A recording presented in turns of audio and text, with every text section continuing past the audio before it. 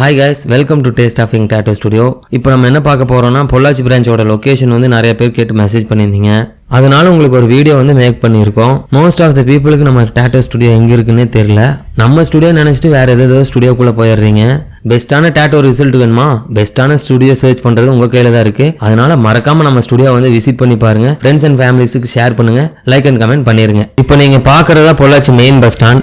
இந்த பஸ் ஸ்டாண்ட்லேருந்து ரைட் எடுத்தீங்கன்னா அப்படியே கொஞ்சம் தூரம் வாங்க.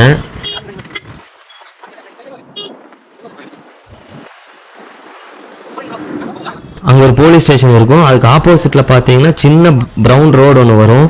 அந்த வழியாகவே வந்தீங்கன்னா